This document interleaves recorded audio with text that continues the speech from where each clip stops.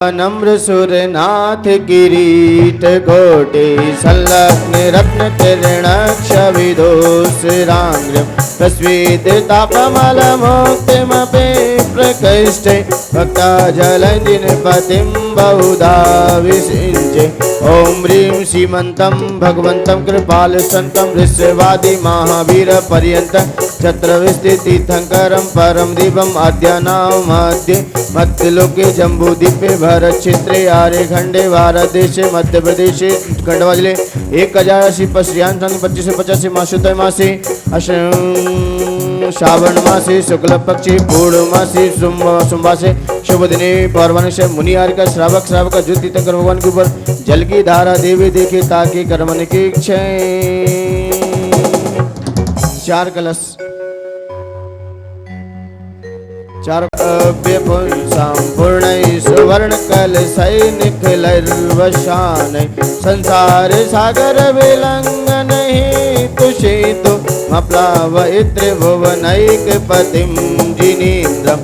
ओम ह्रीं श्रीं क्लीं ऐं अरं वं मम हं सं तं पं वं वं मं मम हं हं सं सं तं तं पं पं झं झं ज्रीं ज्रीं श्रीं श्रीं द्रां द्रां द्रीं द्रीं द्रवय द्रवय। ओम नमो हरते भगवते श्रीमते पवित्र जलाभिषेकं करोमि। उदक चंदनि तंदुल पुष्प कैशरी सुदीप सुधूप फलार्घ गय धवल मंगल गान रवाकुल जिन गए जिन नाथ महम यजे। ओम ह्रीं श्री विश्वास वीरतभिषेकांते जल फलादि अर्घ्यम निर्वामिते शांतारा कीजिए। और प्रथम कलश के पुण्यार्जक जोरदार बंधुओं करतल ध्वनि स्वागत करिए आपके पुण्य की। ओ बैठ जाइए सभी लोग बैठ जाओ। जल्दी जी स्वयं की स्तुति कीजिए। करोमि शक्ति क्रियाम ओम राम ह्रीं ब्रह्मा अस्य औषाय पवित्र जलेन शुद्धि दिव्यः।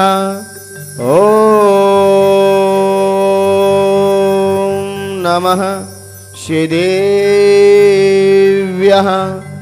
ओम नमः श्रीदेव्यः। श्री वीतरागाय नमः। ओम नमो रते भगवते श्रीमते श्रीपास्ती तंकराय द्वादश गण परमेश्वराय शुक्लध्यान पवित्राय सर्वज्ञाय स्वयंभू सिद्धाय बुद्धाय परमात्मने परम सुखाय त्रिलोकमही व्याप्ताय अनंत संसार चक्र परिमदनाय अनंत दर्शन अनंत ज्ञान अनंत वीर अनंत सुखाय त्रिलोक शंकराय सत्य ज्ञान सत्य ब्रह्मणे धरणल ब्रह्मंडल मंडताय ऋषि आर्यका श्रावक श्राविका प्रमुख चतुसंगो नाशनाय घाती क्रम विनाशनाय घाती क्रम विनाशनाय शेष श्रीमान अविनाश कुमार जी सब परिवार से समस्त शांत देखने वाले सुनने वाले सब परिवार से अववादम अस्माकं मृत्युम अतिकामम रतिकामम क्रोधम पापम भैरम च सर्वोपसर्गम सर्वविघ्नम सर्वभयम सर्वराजभयम सर्वचोरभयम सर्वदुष्टभयम सर्वमृगभयम सर्वमातचक्रभयम सर्वपरमंत्रम सर्वसूररोगम सर्वक्षयरोगम सर्वकुष्ठरोगम सर्वक्रूररोगम सर्वनरमारीं सर्वगजमारीं सर्वाश्वमारीं सर्वगोमारीं सर्वमहिषमारीं सर्ववृक्षमारीं सर्वपत्रमारीं सर्वपुष्पमारीं सर्वफलमारीं सर्वराष्ट्रमारीं सर्वदेशमारीं सर्वविश्वमारीं सर्ववितलशाग्निवयं सर्ववेदनीयं सर्वमोहिनीयं सर्वकर्माष्टकम्।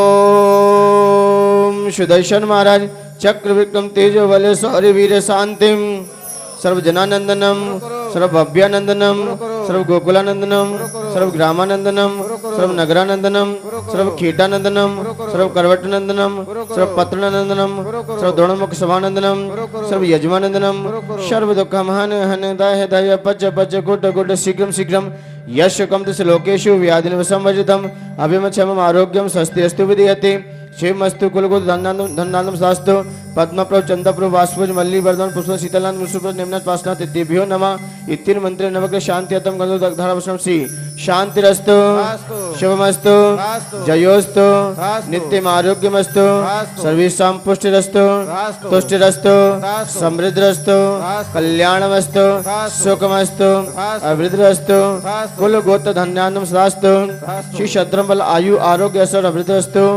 ओम ह्रीं मरणम संपूर्ण कल्याण मंगल रूप मोक्ष पुरुषार्थ भवतु ओम नमो भय बद्धवड्डमान शरीर सहस्र चक्रम ललितम गच्छै आयाशम पायन लोयाणम भूयाणम जयवा विवादेवा तम्मणिवर रंगणिवर रागिण मोहिनवा सब जीव सत्रण अपराजित भवद्वे रक रक स्वाहा ओम नमोर्ते भगवते श्रीमते दक्षिणा शीष दुष्कर्मसाय दिव्य तेज मूर्ते श्री शांति निताय शांति के राय सर्व विघ्न विनाशाय सर्व रोगा मृत्यु विनाशनाय सर्व परिक शुद्रोपद विनाशनाय सर्व क्षाम डावन विनाशनाय ओम राम ह्रीं ह्रूं रसी अवसाय नमः सर्वदेशस्य चतुर्वे संगस्य तथा विशुद्धतैव मम सब शांतिम गुरु गुरु तुष्टिम गुरु गुरु पुष्टिम गुरु गुरु वसट स्वाहा शांति शिरोद्रत जिनेश्वर शासिनाना शांति निरंतर तपो भविभाविताना शांति कसाय जय जीवित वैभवाना शांति स्वभाव महिमानिम पागताना संपूजिकानां प्रतिपालिकानां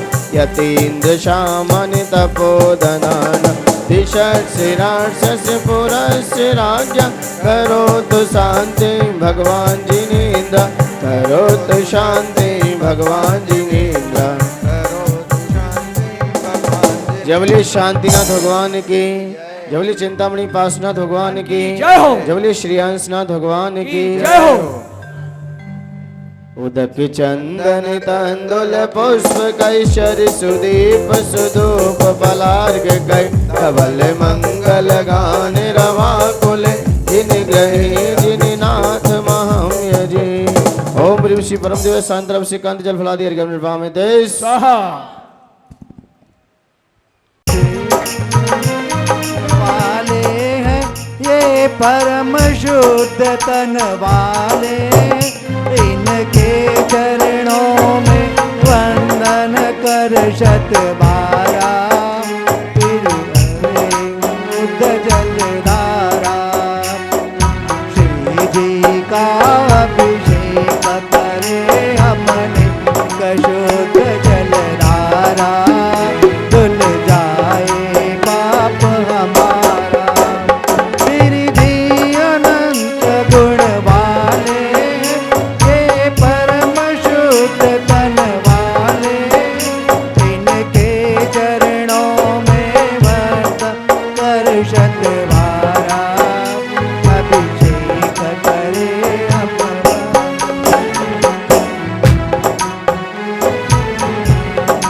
अपना मयि स्वच्छै जिनिंद तव चंद करावदातै सुधांशु किन विमले निततां तरम्य ध्येये स्थितांजल कणान् परिमार्जयामि ओम ह्रीं अमलांशु किन जिन्म मार्जनम करोमि दीपक जला लीजिए आरती कर लीजिए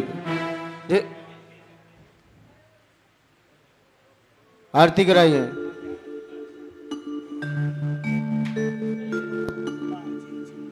आरती कराइए शीघ्रता करें पंचमनुष्य की आरती करा दी धन तेरी होती सरी आरती सोरम नींदा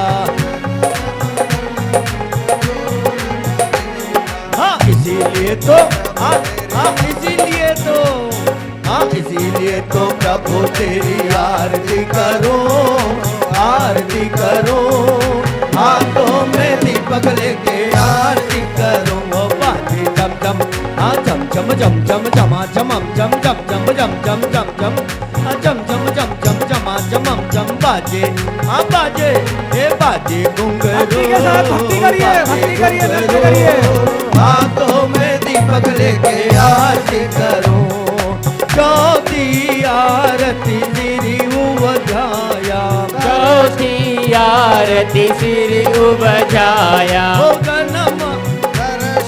चौथी आरती श्री उबजाया दर्शन देखत पाप पलाया वो जब आरती साधु तिहारी कुमति विनाशन शिव अधिकारी छठी 11 प्रतिमाधारी सावक बंधु आनंदकारी इसीलिए तो अब तेरी आरती करो आरती करो हाथों में दीपक लेके आरती करो वो बाजे झम झम हाँ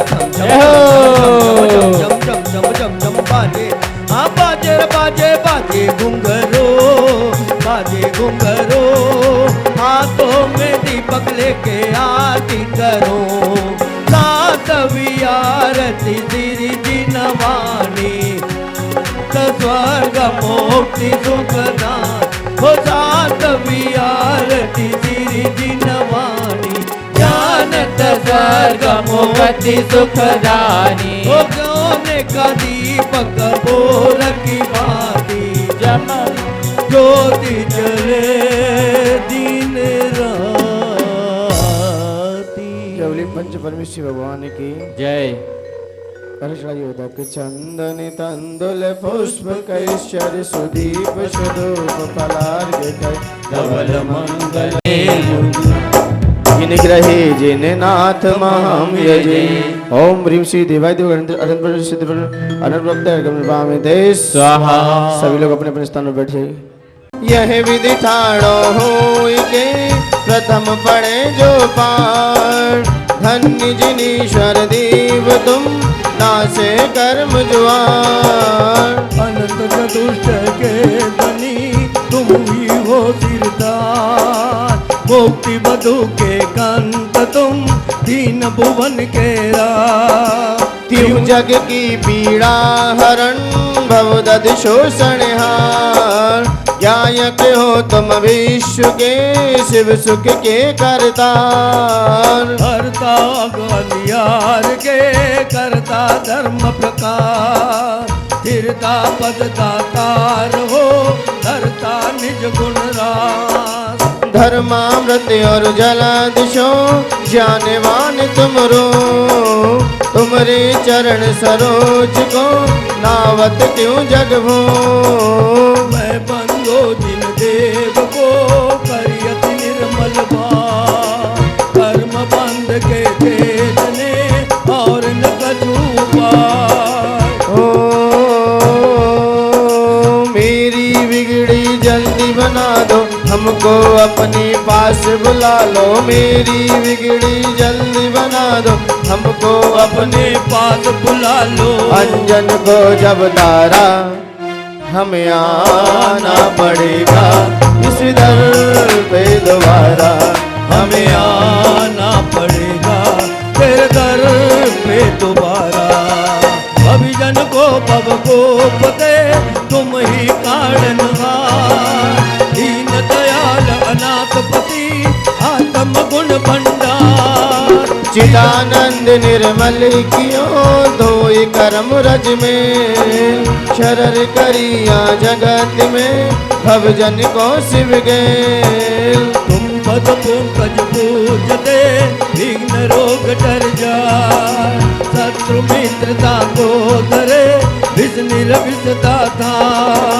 शक्ति खगधर इंद पद मिले आप ते आप अनुक्रम कर शिव पद लहे नेम शकल हनि पाप तुम बिन मैं व्याकुल भयो जैसे जल बिन मीन जन्म जरा मेरी हरो करो मोहि स्वाधीन पतित बहुत पावन किए गिनती कौन करे अंजन से तारे प्रभु जय के दर्शन पाया प्रभु जी तेरी पूजा में आनंद भारी आया प्रभु जी तेरी पूजा में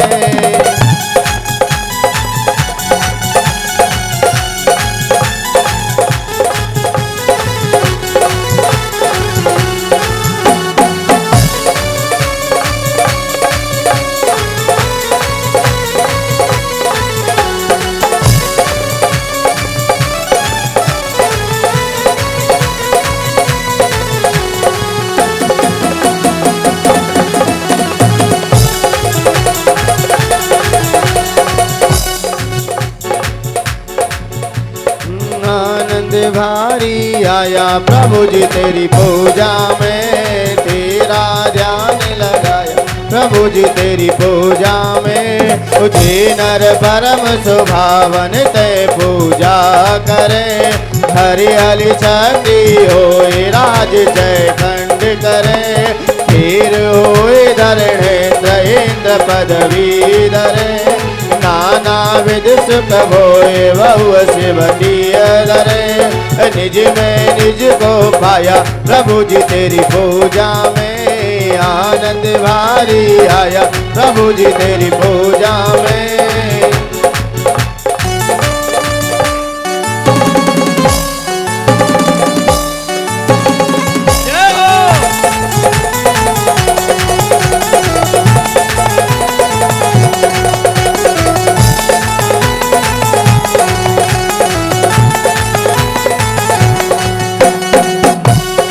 हमको संपूर्ण गुरु मिले हैं।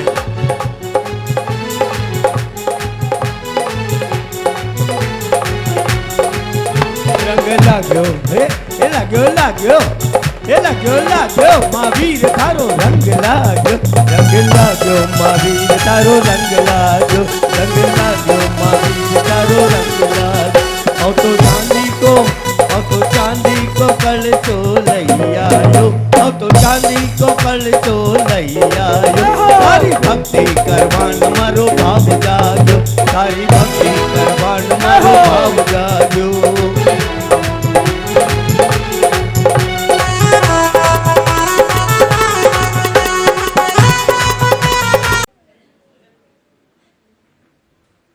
आइए वंदना मुद्रा में बैठते हैं। ओम नमो अरिहंताणम्,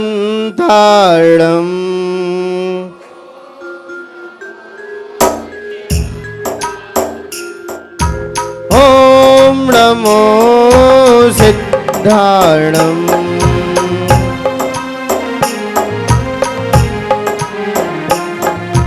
ओम नमो आयर्याणम्,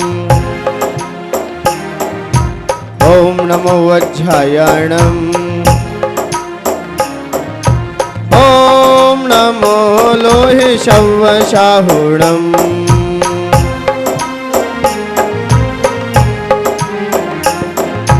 ओम नमो लोहे शवशाहुणम्।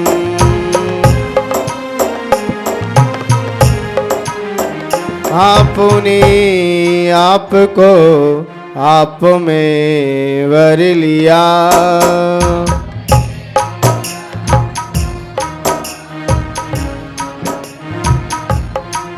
चेतना को स्वयं ही प्रखर कर लिया।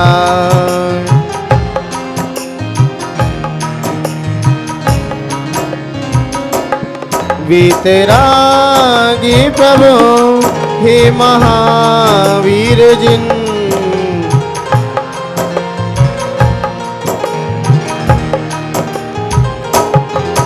आदिनाथ प्रभु तुम हो तारण तरण।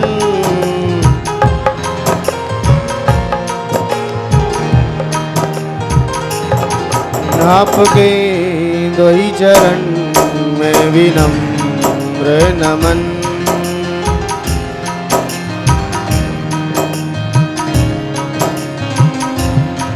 त्याग के रूप तुम, धर्म के रूप तुम,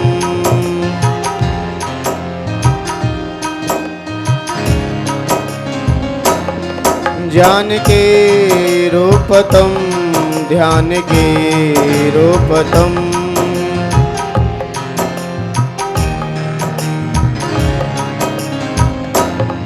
हे विराग गुरु दो विरागी नयन,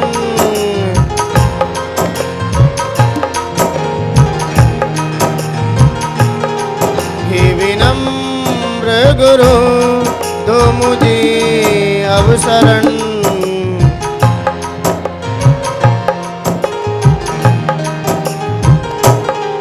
है नमन दे शरण दो समाधि मरण।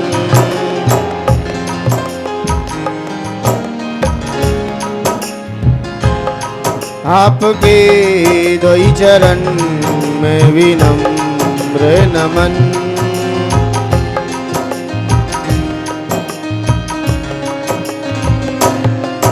आपके दोई चरण में विनम्र नमन।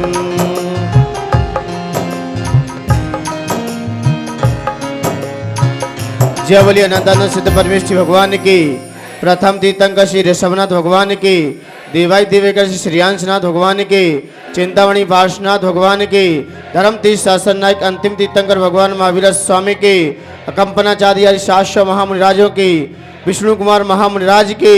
आचार्य भगवंत गुरु श्री वृक्ष सागर जी गुरुदेव की। उच्चारणाचार्य श्री विनम्र सागर जी गुरुदेव की।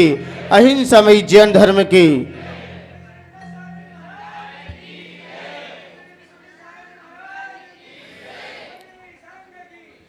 दुनिया के इस मेले में राग देश झमेले में। दुनिया के इस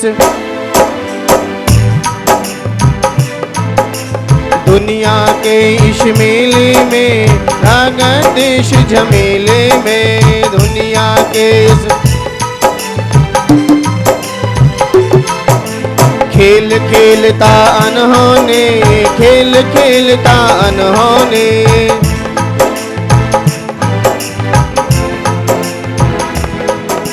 फिर कसाई की बस्ती में भूला पर की मस्ती में। फिर कसाई की कर्मों के दरिया हो कर्मों के दरिया में खूब नहाए रे। जीवन है पानी की वो अब मिट जाए रे हो।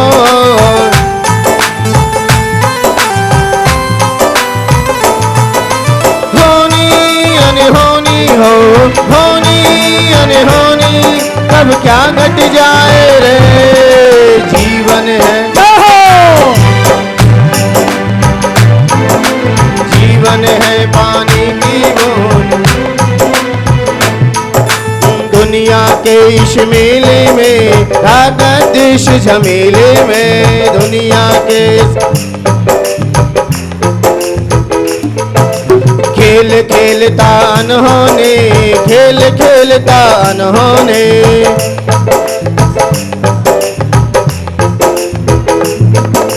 कर्मों के दरिया हो कर्मों के दरिया में खूब नहाए रे।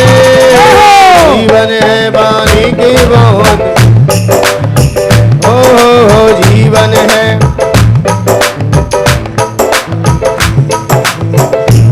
जीव संसार में आता है ना जाने कैसे कैसे कर्मों को चला जाता है।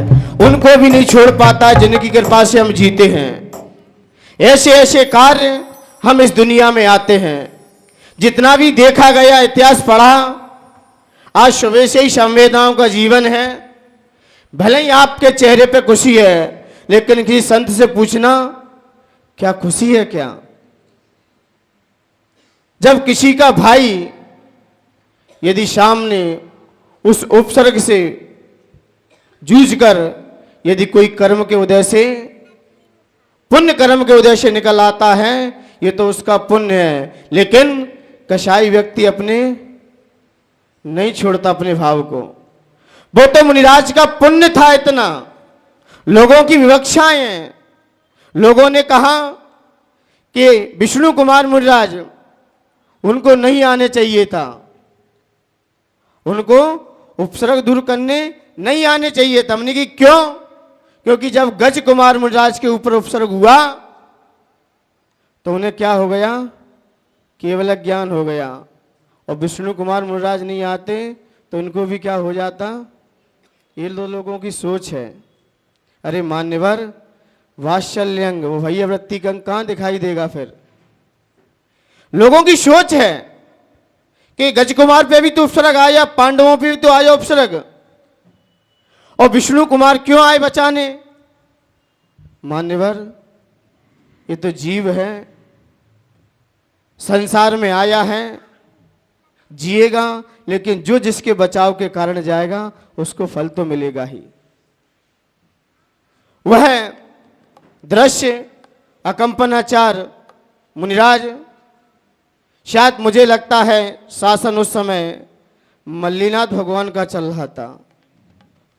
जिस समय अकंपनाचार्य आदि मुनिराज जब आए, देखा गया शासन जब उस समय अकंपनाचार्य जब राज अवस्था में थे, उनका भी जीवन चरित्र बहुत मजबूत रहा है। अपने कार्यकाल में आचार्य अकंपनाचार्य स्वामी ने भी बड़ा संघर्ष किया और जरा देखा भी गया उनकी अवगाहना शरीर की। मुझे लगता है 30 फीट की तो लंबाई थी। देखिए, विचार कीजिए। और अकंपनाचार्य जब शासन कर रहे थे और छत्री थे उस समय, वो क्या थे? वो छत्री थे। जब किसी दूसरे राजा ने उन पर आक्रमण किया और आक्रमण किया तो इधर भी वो भी अपने धनुष और बाण लिए हुए थे, लेकिन वो चला नहीं रहे थे, बस लिए थे। लेकिन सामने से किसी ने वार कर दिया, तब उन्होंने क्या छोड़ा? अपना बाण छोड़ा। और बाण किसका था? वो किसका था? वो कोई लकड़ी का नहीं था, वो हीरों से जड़ा हुआ बाण था। तमंचे पे चढ़ाया, प्रत्यंचा पे चढ़ाकर जैसे ही वार किया, उन्होंने तो साइड में दिया, लेकिन क्या करें, शत्रु के वो सामने आ गया, लग गया। उनका भाव मानने का भी नहीं था, लेकिन क्या करें, अपने बचाव के कारण फिर शस्त्र उठाना ही पड़ता है, अपने बचाव के कारण। फिर उस समय ये नहीं देखना चाहिए, क्योंकि अपने बचाव के लिए तो रामचंद्र जी जैसे महापुरुषों ने भी फिर शस्त्रों को धारण कर लिया। श्री कृष्ण ने भी जब जरासंध की ज्यादा हो गई, तभी उन्होंने शस्त्र को धारण किया था।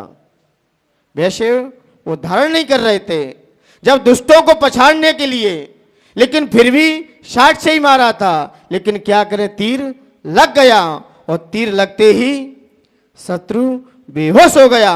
और जैसे ही बेहोश हुआ तो अकंपनाचार्य मुनिराज को, अकंपनाचार्य जो राजा थे, वहीं से उन्हें वैराग्य हो गया। उन्होंने देख लिया ये संसार नश्वर है, और वहीं से वैराग्य को धारण करते हुए वो उपवन की ओर चल दिए, दीक्षाएं ली। और जब उनने केशलोच किए ना, तो उनका शरीर सूर्य से भी ज्यादा देदीप्यमान हो रहा था।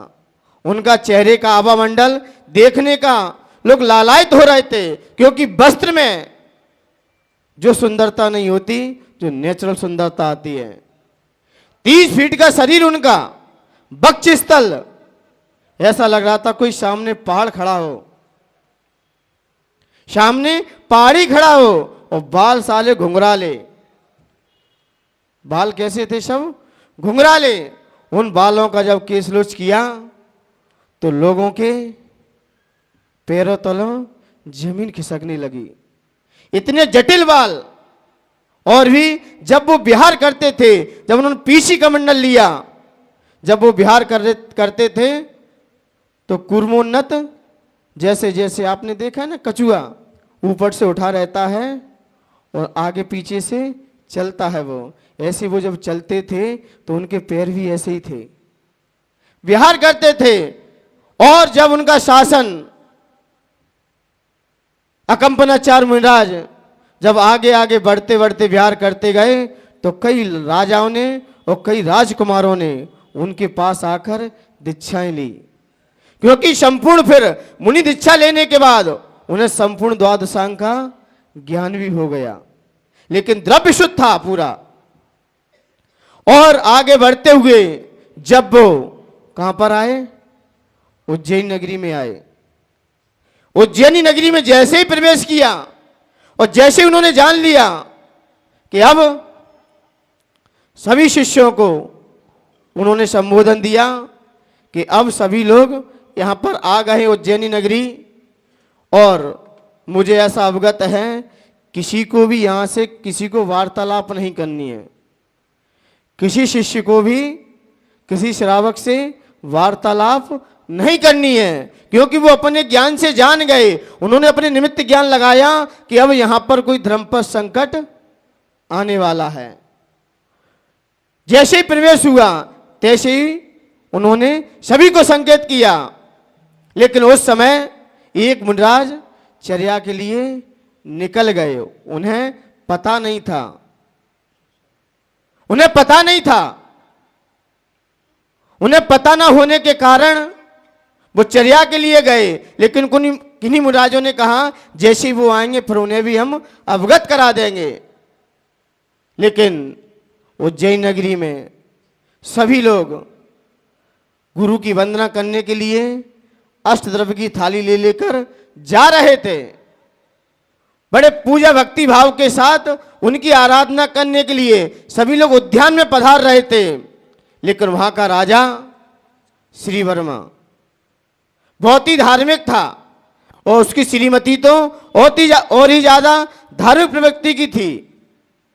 मुनिराज की चर्चा सुनती थी, तुरंत दौड़ जाती थी, तुरंत चौका लगाने के लिए सबसे आगे रहती थी।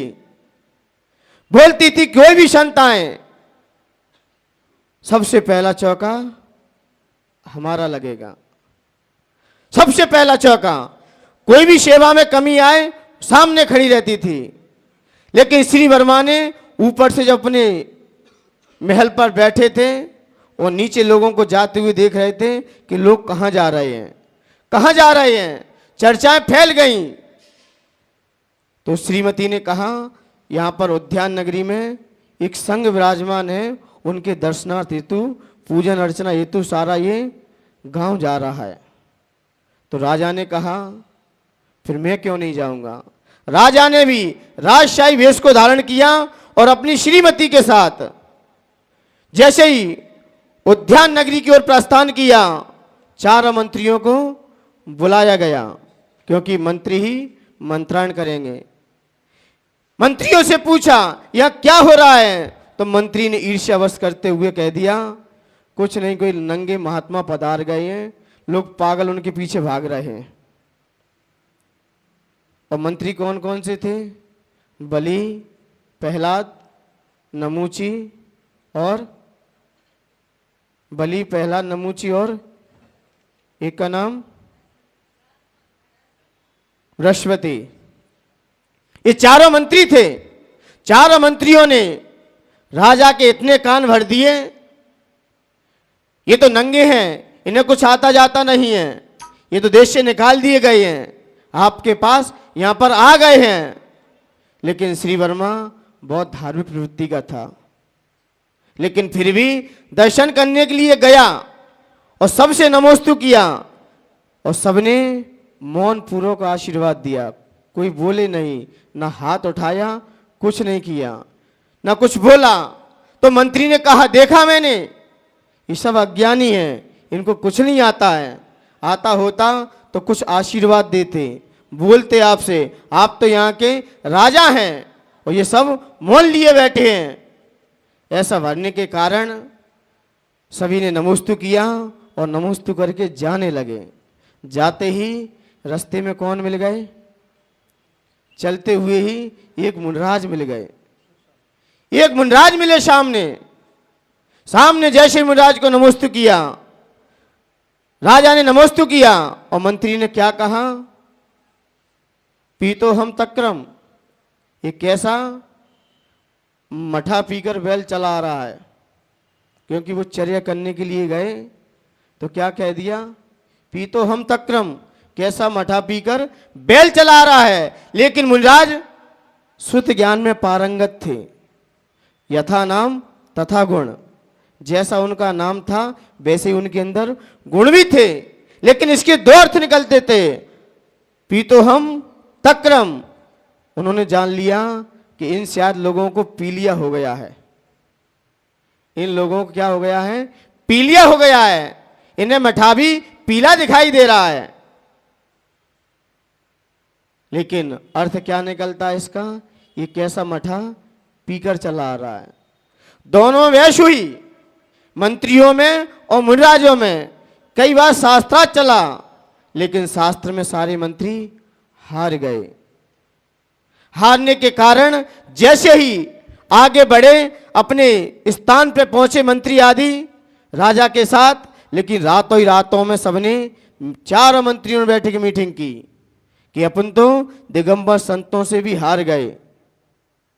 इन्हें तो संस्कृत के इतने विद्वान लोग ईर्ष्या से भर गए कि जैनियों के पास इतनी संस्कृत का ज्ञान कैसे हो सकता है। ये संस्कृत तो किसकी है? लोग दूसरी समाज की समझते हैं, ये उनकी है संस्कृत। संस्कृत पे अधिकार किसका है? दूसरी समाज का है। जैनों के पास कैसे पहुंच गई? ये सब लोग हमसे ही पढ़े लिखे हैं।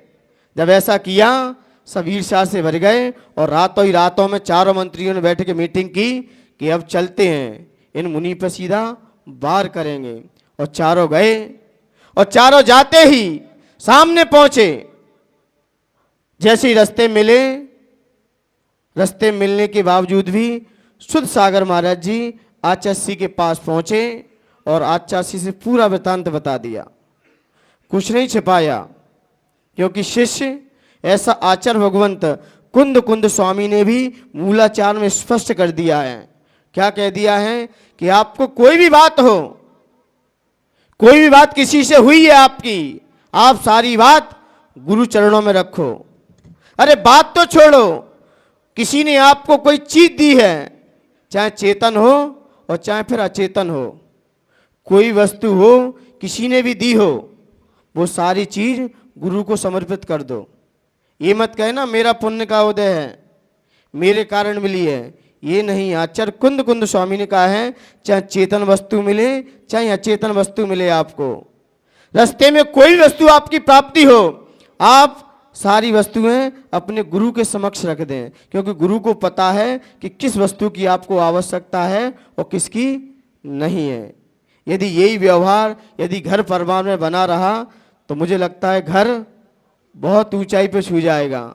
लेकिन क्या होता है, किसी से वस्तु मिलती है छुपा और लेते हैं, ये गुरु को पता ना चल जाए, माता पिता को पता ना चल जाए। मान्यवर, जिसने तुम्हें जन्म दिया है, पाल पोस के बड़ा किया है, इस चंद पैसे की वस्तुओं में हम सामने वाले के प्रति क्या भाव रखते हैं? कोई वस्तु मिले रास्ते में, जो भी बात हो, यदि आप शेयर कर देते हो अपने माता पिता से, आपका दिल साफ हो जाता है। फिर आप जो भी अध्ययन करोगे, जो भी पढ़ोगे, जिसकी भी सिद्धि करोगे, वो सिद्धि में आप सफल हो जाओगे। और वस्तुओं को छुपाते रहे, कभी सिद्धियां प्राप्त नहीं कर सकते। कितनी भी साधना करते रहना, कुछ नहीं मिल सकता, क्योंकि तुम थोड़ी सी वस्तु में फिसल गए। गुरु की थी वो, लेकिन शुद्ध सागर ने पूरा गुरुदेव के चरणों में जो था सब बता दिया। लेकिन अकंपनाचार्य महामुनिराज ने कहा कि आपने तो पूरे संघ पर संकट खड़ा कर दिया, संकट खड़ा कर दिया। क्योंकि एक व्यक्ति ही पूरे धर्म पर लांछन लगा सकता है। यदि व्यक्ति हाथ से चला जाए तो प्रतिष्ठा पे आंच आ सकती है। लेकिन अकंपनाचार्य मुनिराज ने कहा, कहां पर आपका शास्त्रार्थ हुआ? बोले जंगल में हुआ था, जब मैं रास्ते से आ रहे थे। बोले आपका यही प्रायश्चित है कि आप वहीं पर जाइए और रात्रि की सामायिक आप वहीं खड़े के कीजिए, वहीं पर खड़े होकर। क्योंकि गुरु प्रायश्चित देते हैं तो अपने बचाव के लिए देते, क्योंकि यदि आप यहाँ रहे तो सब पर संकट आ जाएगा और आप अकेले हो तो आप अकेले ही संघर्ष कर लोगे। तो शुद्ध सागर जी शाम को पहुंचे और वृक्ष के नीचे पर कायुसर्ग मुद्रा में खड़े हुए। बलि आदि चारों मंत्री जब सामने आए और देखा कि यही है, इससे ही मैंने शास्त्रार्थ किया है, और तो सब मौन थे, यही बोला था। तो संकट उसी पे आया और चार मंत्रियों ने तलवार लिए हुए थे और नंगी तलवार थी, कोई उस पर चढ़ा नहीं था। सीधा वार किया और जैसे ही वार किया तो सब कीलित हो गए, वहीं की वहीं तलवार ले खड़े रह गए सब के सब। लेकिन जैसे ही सुबह हुई तो पूरे गांव में पता चल गया कि कितने बड़े पापी हैं जे, कितने कसाई हैं जे। एक दिगंबर संत पर इतना बड़ा आक्रमण, ऐसा सोच, ऐसा विचार जैसे ही राजा को पता चला तो राजा ने कहा कि मेरे यहाँ मंत्री रह चुके हैं, कई पीढ़ियों दर पीढ़ी आपके ही परिवार के यहाँ मंत्री रहे हैं, लेकिन आपको सिर्फ इतना ही दिया जाएगा। सारे सैनिकों से कहा कि इनका काला मुंह करो और गद्दे पर बैठा कर इन्हें देश से निकाल दिया जाए, देश से निकाला दिया जाए। देश से जैसे निकाल दिया गया तो सभी कहाँ पहुंचे, फिर सीधे हस्तिनापुर पहुंच गए। हस्तिनापुर पूरा चारों मंत्रियों को हस्तिनापुर पहुंचे, लेकिन कंपनाचार्य मुनिराज ने शांति की सांस ली। बोले ये संकट टल गया, कम से कम कुछ समय के लिए तो टल गया है, लेकिन फिर भी ना जाने कौन सा उपद्रव कब सामने खड़ा हो जाए। उनके ही मन में बार बार यही विचार चलता रहा। फिर जैसे ही अकंपनाचार्य अपने शिष्यों के साथ कहाँ पधारे, हस्तिनापुर पहुंचे। कहाँ पहुंचे, हस्तिनापुर पहुंचे। लेकिन हुआ ये कि वहां ये चारों मंत्री पहुंचे तो वहां पर एक जो राजा था, उसका नाम अच्छा था, कोई नाम उसका, उस पर उसने आक्रमण कर दिया, क्योंकि वहां के राजा महापद्म चक्रवर्ती थे। वो भी महापद्म चक्रवर्ती थे, लेकिन उन्होंने अपने पुत्र को राज दिया। किसको दिया, पद्म और विष्णु, दो पुत्र थे, दोनों को राजभार दे रहे थे। लेकिन जैसे ही राजभार देने की तैयारी चली तो विष्णु कुमार ने मना कर दिया। बोले जब आप छोड़ के जा रहे हो तो मैं इस राज का क्या करूंगा। तो ऐसा अवगत है कि उन्होंने मिथिला नगरी में शुद्ध सागर जी महामुनिराज विराजमान थे, उनसे दीक्षा को धारण किया, वहां पर दीक्षा ली। लेकिन हस्तिनापुर के राजा कौन थे, पद्म थे। पद्म राजा, जब दूसरे राजा ने उन पर आक्रमण कर दिया, उनको घेर लिया, तो ये चारों मंत्रियों ने अपनी नीति फेंकी कि राजन, आपको जो राजा परेशान कर रहा है, जो आपको राजा उपद्रव कर रहा है, उसको मैं अपनी नीति से बस में कर सकता हूं। उसका नाम था सिंहबल। सिंहबल का राजा था, बलशाली था, लेकिन पद्म के आगे झुक नहीं रहा था वो, और उसकी सेना पर आक्रमण करता। उसका विचार था कि मैं हस्तिनापुर का राजा मैं ही बन जाऊं, क्योंकि जो महापद्म थे वह शक्तिशाली थे, लेकिन अब तो उनके बेटे आ गए हैं। तो उसका मन उस हस्तिनापुर के ऊपर ललचा गया। तो मंत्रियों ने कहा राजन घबराइए मत, हमें आपके साथ। उन्होंने राजा को भरा और चारों मंत्री सिंहबल के पास पहुंचे। सिंहबल को भी परास्त करते हुए और राजा पद्म के आगे झुका दिया। राजा पद्म बहुत खुश हुआ, बोले आपको क्या चाहिए। तो राजा पद्म ने मंत्रियों से कहा, तो मंत्री ने कुछ नहीं कहा, मुझे वक्त आएगा तब मैं आपसे अपना वरदान मांग लूंगा।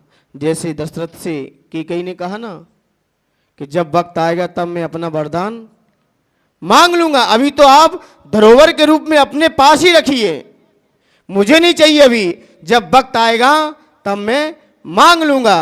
और फिर जैसे ही वक्त आया तो क्या हुआ, फिर श्रवण रक्षा का ये व्यवहार, सभी में खुशियों का भंडार, कमल सा हृदय खिलाया है, रक्षाबंधन का त्योहार तभी से आया है, कि मोरी सुन लियो हृदय में गुन लियो। मुनि अकंपनाचार संग जब हस्तिनापुरी आया, मंत्री ने नपराज पाटल एक दुष्कृत्य रचाया। मुनिवर के चौं ओर आग का हिंसक हवन कराया, उठा धुआं तो गया सांस में, होश नहीं रह पाया, हुआ मुनि पर उपसर्ग अपार। बचाने आए विष्णु कुमार, सभी का दुख मिटाया है, रक्षाबंधन का त्योहार तभी से आया है। कि मोरी सुन। जैसे ही मुनिराज हस्तिनापुर पधारे और जैसे ही देखा कि अकंपनाचार्य सारे मुनिराज उद्यान नगरी में ठहरे हैं, उपवन में ठहरे हैं। उपवन शहर के बाहर होता है, नगर के बाहर होता है। वन और उपवन दो होते हैं।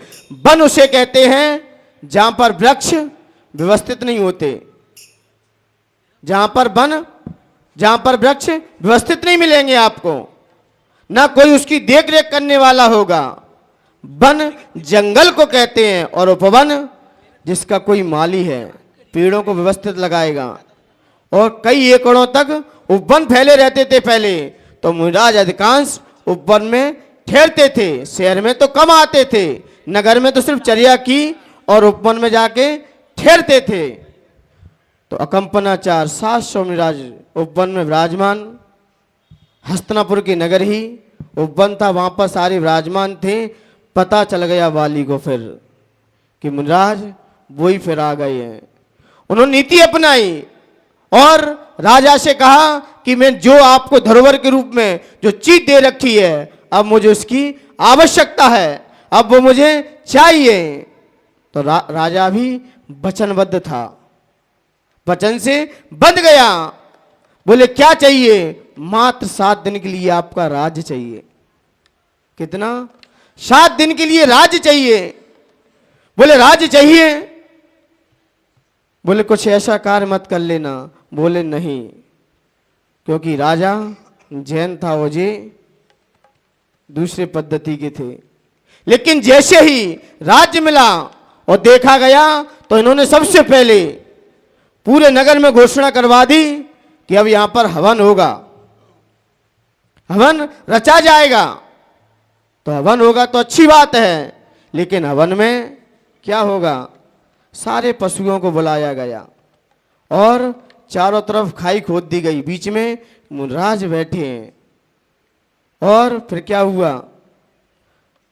हिंसक हवन कराया गया।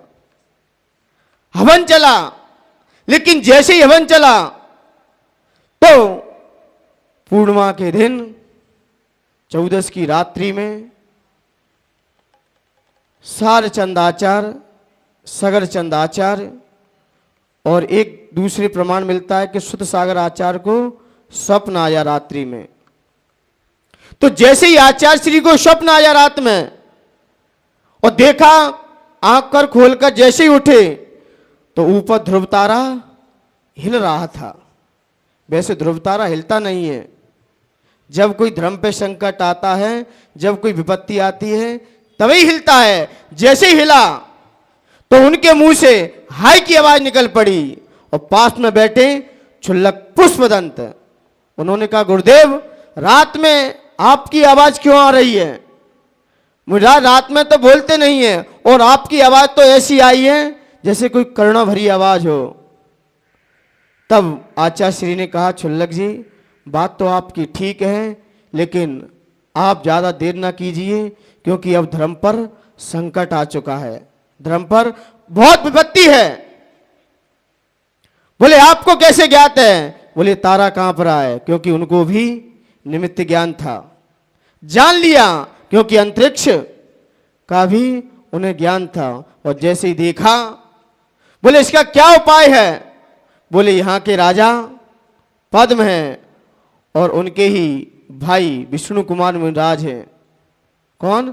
विष्णु कुमार मुनिराज हैं। आप शीघ्रता देर ना कीजिए, क्योंकि आपने देर की तो विष्णु कुमार को अभी केवल ज्ञान हो जाएगा। आपने थोड़ी सी भी देर की, उनको मोक्ष तक की भी यात्रा हो सकती है। आप शीघ्रता उनके पास जाओ और उन्हें विक्रिया रिद्धि अभी प्राप्त है। लेकिन क्षुल्लक जी विद्याधर थे, उन्होंने अपने विद्या का प्रयोग किया और विष्णु कुमार मुनिराज कहां पर विराजमान थे? धरणीधर पर्वत पर। धरणी भूषण पर्वत पर विराजमान थे और जैसे ही विराजमान थे जाके नमोस्तु किया, आचार्य का भी नमोस्तु बोला और कहा कि आपके अंदर तो कई रिद्धियां प्राप्त हो गई हैं और आपके शासन में भी जहां से आपकी जन्मभूमि है वहां पर बड़ा उपद्रव हो रहा है। तब जैसे विष्णु कुमार ने बात सुनी क्षुल्लक जी की, अपनी विक्रिया का प्रयोग किया और विक्रिया का प्रयोग किया और सामने ही हस्तिनापुर पहुंचे और हस्तिनापुर जाते ही सबसे पहले अपने भाई को पछाड़ा, भाई को बहुत संबोधन किया कि आपने ऐसा क्या कर लिया। जहां आपके यहां पर संतों की सेवा होती थी, संतों की आराधना होती थी, आज ऐसा कार्य और आपके शासन में। तो राजा पद्म रो पड़े, बोले भाई मैं वचनबद्ध था। बोले क्यों वचनबद्ध हो गए, सारा वृत्तांत सुनाया। तो विष्णु कुमार ने कहा अब अपन को ही कुछ अल्टीमेट निकालना पड़ेगा, अपन कोई नया रास्ता निकालना पड़ेगा। उन्होंने बावन का रूप ले लिया। किसका रूप लिया? बावन का रूप लिया और बावन का रूप लेते ही जैसे ही हवन में पहुंचे, जैसे ही उस हवन में यज्ञशाला में पहुंचे तो वहां देखा तो बड़ा ही हिंसकपूर्ण हवन हो रहा था। लेकिन क्या करते, वो भी ब्राह्मण के रूप में पहुंचे, छोटा सा रूप रखे थे और अपने ऊपर सब ब्राह्मण के रूप में पधारे। तो सारे मंत्रियों ने देखा कि आज तो अपना सौभाग्य है कि ब्राह्मण के देवता भी अपने नगर में आ गए हैं, अपने भवन में विराजमान हैं, इनको भी सम्मान से रखा जाए, इनको भी कुछ दक्षिणा दी जाए। लेकिन मंत्रियों ने ये प्लान किया, बोले मुझे कुछ दक्षिणा नहीं चाहिए, ना रुपए चाहिए ना पैसे चाहिए, कुछ नहीं चाहिए। बोले आप तो इस धरती के देवता हो, मैं आपको जो मुंह मांगा वरदान, आप जो मांगोगे मुंह वह दे के रहूंगा, वह मैं दूंगा आपको, आप तो मांगिए। बोले मुझे कुछ नहीं चाहिए, आपका इतना बड़ा राज्य है, मुझे 3 पग जमीन मिल जाए उसी में अपना गुजारा कर लूंगा। मुझे आपकी ना जमीन चाहिए, ना जायदाद चाहिए, ना रुपए चाहिए, ना पैसा चाहिए, कुछ नहीं चाहिए मुझे आपका। क्या चाहिए? सिर्फ 3 पग जमीन चाहिए, मुझे 3 ही पग। बोले बस। तो सारे मंत्रियों ने कहा ठीक है, आप अपने पैर से नाप लीजिए और आप अपनी बसतका बना के यहां रहिए आराम से, कोई आपको भगाने वाला नहीं है। लेकिन जैसे ही जल से भर के घड़ा आया, क्योंकि जब भी शपथ ली जाती थी तो पानी का घड़ा भर के आता था और उस पर हाथ रखते थे, तब वचनबद्ध होकर तब वह कार्य आगे बढ़ता था। तो जैसे ही पानी का घड़ा भर रखा और सामने हाथ रखा चारों मंत्रियों ने कि आप 3 पग जमीन ले सकते हैं, जैसे ही विष्णु कुमार ने पहला पग कहाँ रखा? सुमेरु पर्वत पर सीधा, और दूसरा पग मानसोत्तर पर्वत, क्योंकि मानसोत्तर पर्वत अब इससे आगे कोई नहीं जा सकते। जो मनुष्य हैं विद्या का प्रयोग करके मानसोत्तर पर्वत लास्ट है बस। इसके बाद तीसरा पैर रखने के लिए जगह ही नहीं बची थी। बोले तीसरा पैर कहां रखें? तो बाली ने कहा मेरे सीने पर रख लो, अब जगह ही नहीं बची है। तब देवताओं के आसन भी कंपायमान हो गए, सारे देव लोगों में यह खबर फैल गई, क्योंकि जब पाप का उदय आता है तब कोई देव काम नहीं करते, और जैसे पुण्य का उदय आता है देव भी आगे पीछे घूमते, फिर पार्श्वनाथ भगवान के वैसे कोई देव नहीं आ रहे, आदिनाथ भगवान के 6 महीने तक कहाँ गए देव? उन्हें खबर नहीं थी क्या? जब पाप का उदय आता है तब कोई सामना नहीं आता। तो जैसे ही अकंपनाचार्य मुनिराज को जैसे ही देखा देवों ने आके और मंत्री को देखा तो मंत्री तो गिड़गिड़ाने लगा, रोने लगा, बोला मुझसे बहुत बड़ी गलती हो गई है, बहुत बड़ा अपराध हो गया है मुझसे, आप मुझे क्षमा कीजिए। लेकिन उसने सारा हिंसक हवन बंद करवाया और 700 मुनिराजों को स्वतंत्र कर दिया। वो तो पहले से ही स्वतंत्र थे, लेकिन परतंत्र तो बाली मुनिराज आदि ने किए थे। जैसे ही खुलवाया तो फिर सभी से कहा, ये सारा उपसर्ग, क्योंकि श्रावक पे होता ही क्या है, उपसर्ग आ जाए मुंडराजों पे तो श्रावक क्या कर लेंगे? कुछ है आप पे उपाय? बस उपास पे अनशन में बैठ जाएंगे, एक रस का त्याग कर देंगे और रैली निकाल लेंगे। आप पहले से सुरक्षित रहो मुनराज के प्रति। मुनराज आपके नगर में हैं और कोई बात हो गई फिर बाद में रैली निकालेंगे, और जब वो थे तब हमने ध्यान नहीं रखा। मुनराज का ब्याह होता है, मुनराज का गमन होता है, तो छोड़ने की जिम्मेदारी किसकी रहती है? उनके साथ चलने की जिम्मेदारी किसकी रहती है? और कोई घटना घट जाए फिर, जब पहले से ही आप सुरक्षित करके रखो ना, तो पहले तो हमें सुरक्षा करना नहीं आया, फिर बाद में सारी शक्तियां दिखाएंगे। तो इसलिए आप पहले से ही रहो। लेकिन श्रावकों से सिर्फ एक ही आदेश दिया गया कि आपको, मैंने तो रक्षा कर दी लेकिन आपको भी रक्षा करनी है। बोले क्या? ये भूखे हैं अभी, और ऐसा भोजन कराया जाए कि ताकि इनका स्वास्थ्य लाभ भी हो और अन्न भी पहुंचे। तब वहीं से क्या बनाई थी? सेवई की खीर बनाई थी, क्योंकि अन्न भी है और क्या है? दूध भी है। दूध भी है तो उसकी खीर बनाई जाए ताकि मुनि के पेट तक पहुंच जाए और चुभे ना। दूध भी जाएगा और अन्न भी जाएगा। तो सारा जब गया, जब सभी जितने भी हस्तिनापुर नगर में थे सभी ने चौका लगाया। जिसके यहां 100 सूतक थे वो हाथ जोड़े खड़े थे, लेकिन खड़े सब थे, खड़े सब थे, क्योंकि उन्हें संवेदनाएं थी, उन्हें वेदनाएं थी कि हम अब चौका लगा करके भैया वृत्ति कर सकते हैं और कोई हमारे पास उपाय नहीं है। सभी ने चौका लगाया और चौका लगाने के बाद 700 मुनिराज सभी के यहां क्रम क्रम से पधारे, लेकिन चौके हजारों की तादाद में थे, हजारों चौके थे। लेकिन जिनके चौके खाली चले गए थे उन्होंने क्या किया? जहां जहां आहार हुए थे खुशियां मन में छाई, पुरुषों के आंसू भर आए महिलाएं हर्षाई। जिनके घर आहार मुनि के नहीं हो पाए थे वे सब कच्चा धागा लेकर उनके घर में आए।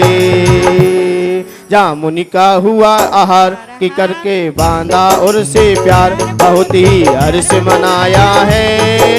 रक्षाबंधन का त्योहार तभी से आया है कि मोरी सुन लियो हृदय में। जय हो।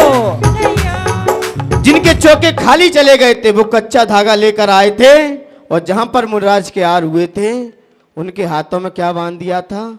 कच्चा धागा बांधा गया। क्यों? क्योंकि आपने धर्म की रक्षा की है, आपने धर्म की रक्षा की है, तो सभी के हाथ में कच्चा धागा बांधा गया।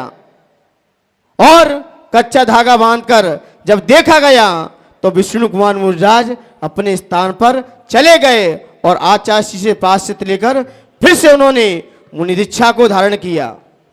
बताइए, जिसे केवल ज्ञान होना था, लक्ष्य प्राप्त करने था, और मुनि पर संकट आ गया तो सामने आ गया, केवल ज्ञान को भी छोड़ दिया। और आप लोग को कोई 1 लाख रुपए दे और मुनिराज पर संकट आ रहा हो, मुनिराज पर उपद्रव हो रहा हो, और कोई आपको 10 लाख रुपए दे रहा हो उस समय, तो बताइए आपके भाव कहां बनेंगे? कहने की बात अलग है। जब विष्णु कुमार मुनिराज ने अपना सारा पद छोड़ दिया, सब कुछ छोड़ दिया, उन्हें मोक्ष की भी तैयारी थी, बिल्कुल जाने वाले थे, लेकिन उन्होंने उनका भी त्याग कर दिया। बोले इन पर कौन रक्षा करेगा, कौन सहायता करेगा, कौन की रक्षा करेगा? किसी दिगंबर संत को ही, एक दिगंबर संत की वेदनाएं समझ में आती हैं, कोई सम्यक दृष्टि को ही एक संवेदनाएं समझ में आती हैं कि उसकी क्या संवेदना होगी। अपन लोग तो खुशी मना लेते रक्षाबंधन में। उन्हें पूछो 700 मुनिराजों को, उन पर क्या था। जब ऐसी संवेदनाएं अपने अंदर आएंगी ना, तो आप अपने आप सम्यक तप के आपके हाथ में होगा। वात्सल प्रेम अपने आप आ जाएगा, मुनियों के प्रति अपने आप श्रद्धान हो जाएगा। और ऐसा भाव हमारे अंदर नहीं जगा तो रक्षाबंधन 1 नहीं 10 निकल जाए, लेकिन हमारे अंदर कोई परिवर्तन नहीं आएगा। बस खा लिया पी लिया, मौज मस्ती कर ली। कल आप विचार कर रहे थे, यदि आपका बेटा यदि बॉम्बे से आता है तो आप उसके लिए क्या बनाते घर पे, क्या क्या खिलाते उसे। लेकिन ये संत भी तो किसी का बेटा है, उसके लिए कहां है, कहां है संवेदनाएं, वो कहां जाए। ऐसा विचार यदि 700 मुनिराज हस्तिनापुर के नगरवासियों को आता होता तो चौका धर्मशाला में लगता। सबने अपने अपने घर पे लगाया। बोले रक्षाबंधन का पर्व है। रक्षाबंधन का पर्व नहीं था, वो तो वहीं से आ गया था, लेकिन उन्हें खुशियां थी, उन्हें खुशियां थी, अंदर से वेदनाएं थी। सभी ने चौका लगाया, सभी ने बड़े हर्षोल्लास के साथ, क्योंकि धर्म की रक्षा हम इसी के माध्यम से कर सकते हैं, इसी के माध्यम से कर सकते हैं। लेकिन आज रक्षाबंधन का त्यौहार दूसरा परिवर्तन ले चुका है। अब बहन भाई से जोड़ दिया गया है, अब मुनिराज को तो छोड़ दिया है। अब क्या मतलब है इनसे, हमें इनसे क्या लेना देना है। ऐसे भाव रहेंगे मान्यवर। ये जितने भी त्योहार हैं, जितने भी पर्व हैं, कोई ना कोई संत से जुड़े हुए हैं, कोई ना कोई संत से जुड़े हैं। और आप भी धरती पे रह रहे हो, वो भी किसी संतों की बदौलत है। क्योंकि 6 माह समय में 608 जीव मोक्ष जाते हैं, तब आपका जन्म होता है धरती पर। और आज देखा जाए संवेदनाओं से भरा ये पर्व है, संवेदनाओं से भरा पूरा पर्व है। क्योंकि सुबह से ही आज संवेदना से भरा मेरा दिल भी है। मेरे घर के बगल की बात है, एक हकीकत बात है। देखना बहन भाई का संबंध कैसे जुड़ता है, कहां टूटता है जाके। रक्षाबंधन त्योहार तो मना लेते हैं हम, सच्ची घटना है। पिता के 2 पुत्र थे, एक पुत्री थी। सबसे पहले पुत्री की शादी की गई, पिता ने दिल खोल के दिया, पुत्र ने कुछ नहीं कहा। बोले मेरा क्या मतलब है, पिताजी जाने, सब कुछ दिया। बेटी को जो था वो सब कुछ दिया, और पिता है वो सब कुछ देने के लिए तैयार रहता है। क्योंकि बेटी के लिए पिता सब कुछ दे सकता है। आप मांगो मत कुछ, वो सब कुछ देगा। लेकिन मुंह मांगा दिया, बेटी ने जो जो मांगा पिता ने वो दिया।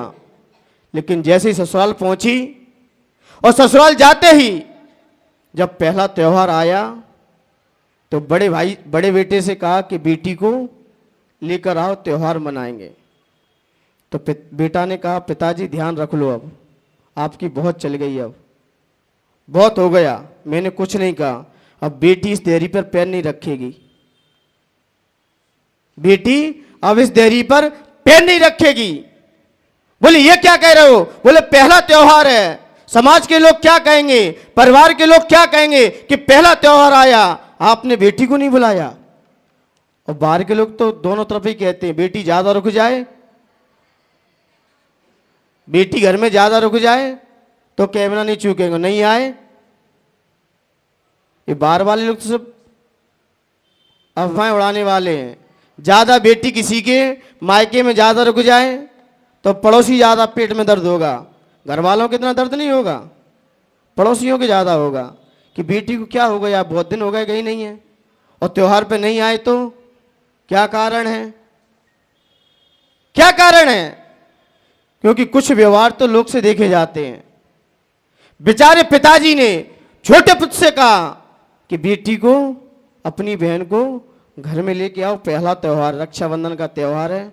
उस भाई ने कह दिया, पिताजी जो बड़े भाई ने कहा है ना, वो बात आप मान लो, बेटी इस घर में अब पैर नहीं रखेगी। आपने दिया, मैंने कुछ नहीं कहा। बोले आपको हो क्या गया है, पहले तो आप बहन के बिन रहते नहीं थे और अब इतना मुख मोड़ लिया है। इतना मुख मोड़ लिया है। तब भाई ने कहा कुछ भी हो जाए अब वो देरी पे नहीं आ सकती, क्योंकि पिता तो जाएंगे नहीं लेने, भाई जाते हैं। और रक्षाबंधन का त्योहार भी आने वाला है, लेकिन भाई अपनी बात पे ही डटा रहा। बहन नहीं आई घर में, कुछ भी हो जाए, यदि वो आती है तो मैं दोनों इस घर को छोड़ दूंगा, दोनों छोड़ देंगे, फिर आप उसको अपने पास रखो, मैं आपके पास नहीं रहूंगा। फिर बोले हो क्या गया है? पूरी समाज की मीटिंग बैठी, सब लोग बैठे, सब लोग बैठे, भाइयों से पूछा गया कारण क्या है? बोले आप मत जानिए मेरे घर के कारण को, आप मत जानिए, लेकिन फिर भी लोगों ने से लोभ लालच दिया, प्यार दिया, बेटा बता दो कारण क्या है। जब तक कारण नहीं बताओगे तब तक उसका निवारण भी नहीं होगा। पूछने पर तब बड़ा बेटा बोला पिताश्री मुझे बेटी से दुश्मनी नहीं है, मैं बेटी के प्रति आज भी, आपकी बेटी मेरी बहन के प्रति आज भी समर्पित हूं, कोई आंच आ जाए, लेकिन मुझे दुख इस बात का है कि जब मैं छोटा था तब बुआ इस घर में अभी तक नहीं आई है। जब मैं छोटा था बुआ अपनी बेटी, मेरी बुआ और दादी अपनी बेटी के लिए रो रो के दुनिया से विदा हो गई हैं, लेकिन कभी बुआ ने इस देरी पर पैर नहीं रखा है। जब से आपकी शादी होके आई है पापा से, तब से बुआ ने पैर नहीं रखा है। और दादाजी हैं वो अभी भी रोते हैं। कौन से पिता हैं जो अपनी पुत्री से नहीं मिलना चाहते? दादाजी हैं अभी बैठे हुए हैं, वो भी तो अपनी बेटी के लिए रो रहे हैं। आप कितने बार लेने गए बुआ को? आप बुआ को कितने बार लेने गए हो? यहां से ऐसे रिश्ता टूट गया है जैसे दादा का दिल ही नहीं है। जब आप अपनी बुआ को नहीं लेके आ सकते, जब आप अपनी बहन को लेके नहीं आ सकते, तो फिर मैं अपनी बहन को लेने क्यों जाऊं? कहां है वो संवेदनाएं? मुझे अपनी बहन से नफरत नहीं है, तुम्हें अपने बहन से नफरत है जो अभी तक देहरी पर पैर नहीं रखा गया है। ये कहां गया आपका दिल? क्या दादा का दिल नहीं है क्या? मान्यवर, बस मेरा आपसे यही कहना है, जहां रिश्ते टूट गए हैं, ये रक्षाबंधन का पर्व है, इसे जोड़ लिया जाए। जिन घरों में बुआ के अभी तक पैर नहीं रखे गए हैं, बहनों के पैर नहीं रखे गए हैं, उनमें फिर से खुल जाएं।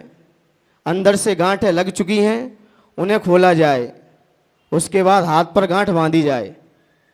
जब तक अंदर से गांठ नहीं निकलेगी, ये बाहर की गांठ दिखावटी है, सिर्फ स्वार्थी है। बुआ भी तो किसी की पुत्री है, दादा तरस रहे अभी भी, और दादी तो तरस तरस के दुनिया से विदा हो गई। तब मैं छोटा था, मैं कुछ कहता तब मुझे आप डांटते थे, लेकिन अब मैं हकदार हूं,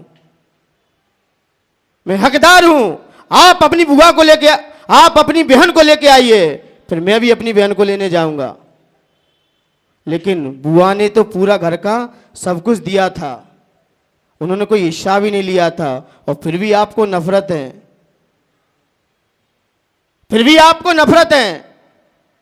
तो मम्मी और पापा के दोनों के पैरों तलों जमीन खिसक गई, जमीनें खिसक गई। मान्यवर, ये रक्षाबंधन पर्व है, चाहे बुआ हो चाहे बहन हो, हर बहन मायके में आना जाना पसंद करती है, लेकिन किसी का मायका टूटता है तो ससुराल वाले भी कोसते हैं, और इधर पिताजी भी उसके रोते हैं कि आप इतने साल हो गए कोई भी त्योहार पर्व में नहीं जाते अपने मायके।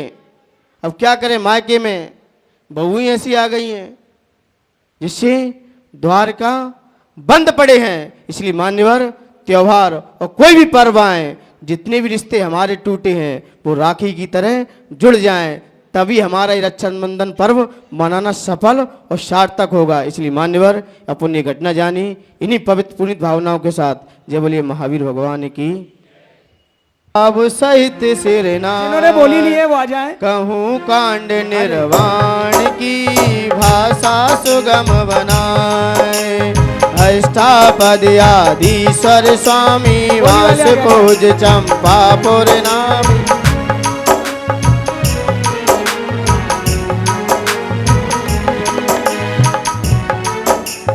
चरम तीर्थंकर चरम शरीर पावापुर स्वामी महावीर वंदो निर्धार पांडव तीन द्रोण राजा ने आठ मुक्ति पयान श्री शत्रुंजय गिरके जी भाव सहित वंदो निचरी वंद मुक्ति में गए 8 कोटि मुनि आरव भय श्री गज पंत शिखर सुविधा तिनके चरण नमो त्युगा राम हनो तो ग्रीव सुड़ी गौ वाक्य नील मारी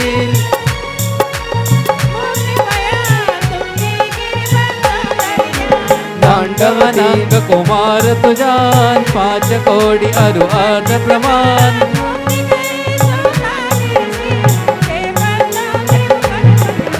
रावण के सुत आदि कुमार मुक्ति गए रेवा तटधार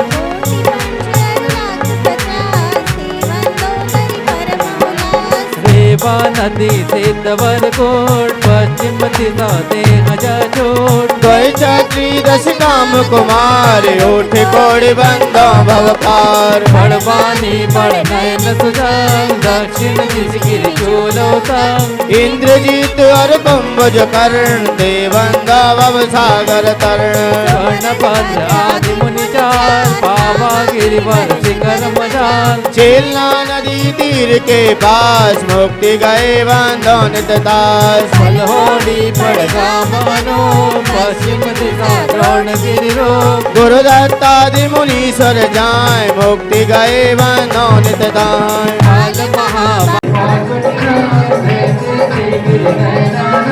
वरदत्तादि पंडित सिराय देवं नित धर्म जिहाय मधुरापुर पवित्रोद्यान जम्बूर मानी दिलवान धर्म केवली पंचम काल देवं नित दीन दयाल दीन लोक के तीरथ काल नित प्रतिबंधन के काम मन वच काय सहित सिर नाय वर्णन करे भवित गुण गाय सम्मत सत्ता सोहित काल अग्नि कुंडल भैया वर्णन करे सिखाल जय निर्वाण कांड गुणगान जय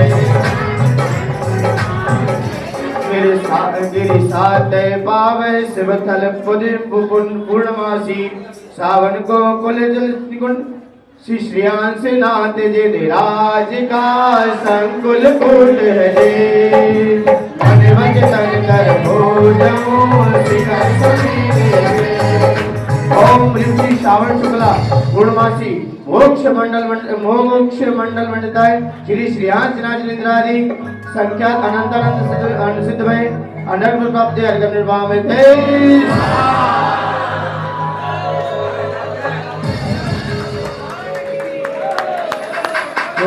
तुंग शरीर सुजानो चाप वंश्य सुकुलक्षमानो कंचन वर्ण अनुपम शोभे देखत भ्रव समोहे ओम श्रियांशनाथ महेश सुगंध देशम वज्रदेशाद्यंत को महसिदिन बंदो पांडि जसंदो ओम ऋषि श्रियांशनाथ संपूर्ण जलफलादि मार्ग में पावे देश इत्याशीवाद पर पुष्पां जलिम क्षिमामि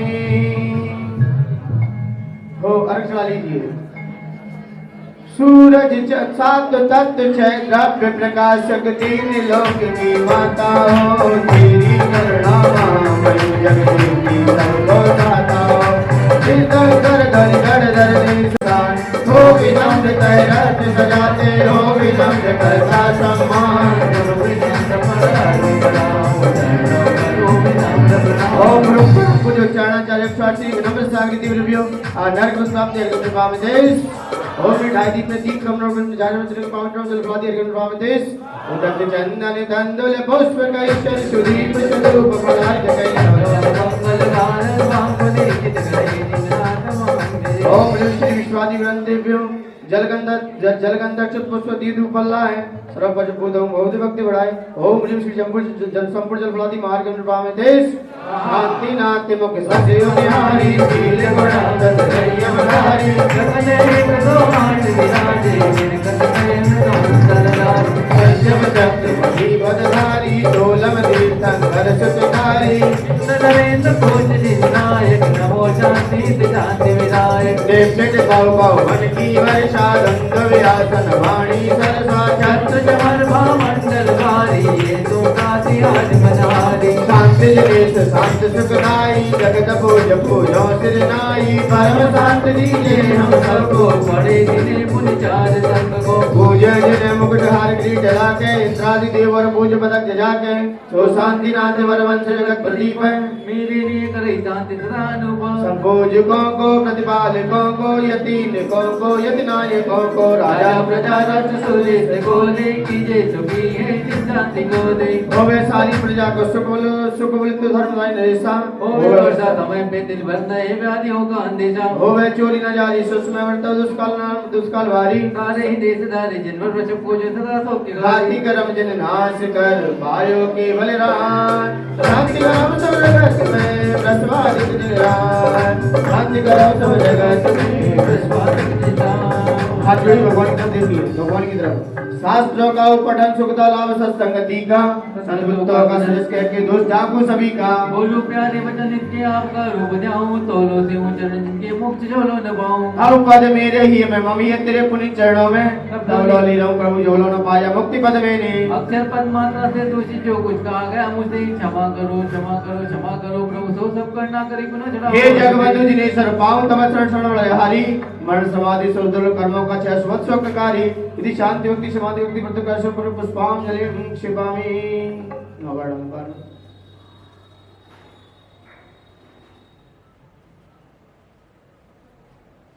तुझे भक्ति प्रमाण हे सब जाओ कृपा कर अपने अपने स्थान हे सब जाओ कृपा कर अपने अपने स्थान हे सब जाओ कृपा कर अपने अपने स्थान श्री जी ने वर्ज किया शिकारी जैसी से चढ़ाए बाबू के पातक गने दुखी दूर हो जाए दुखी दूर हो जाए तेरी छत्र छाया भगवान तेरे सिर पर हो मेरा अंतिम मरण समाधि तेरे दर पर हो तेरी छत्र छाया भगवान मेरे सिर पर हो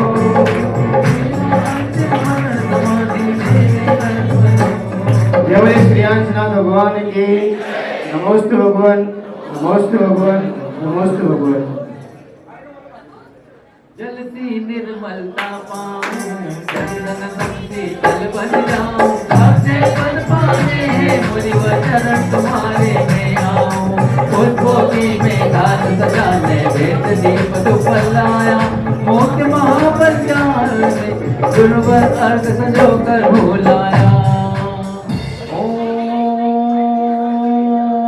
साक्षात विराजमान परम पूज्य मुनि श्री विनसागर जी महाराज परम पूज्य मुनि श्री विस्मितानंद अनर्गत प्राप्त है अल्हम्दुलिल्लाह जल्दी इकट्ठा करें राखी की बोली वाले आगे रखे हम सर्वप्रथम आगे खड़े हो ये सब प्राण लेके जाए और मुनि रक्षा में सदैव आगे रहे मुनियों की भैया वृत्ति में सदैव आगे रहे ऐसी भावना करके जाए तो चाबी दूं वो तीनों नहीं मांग पाएगी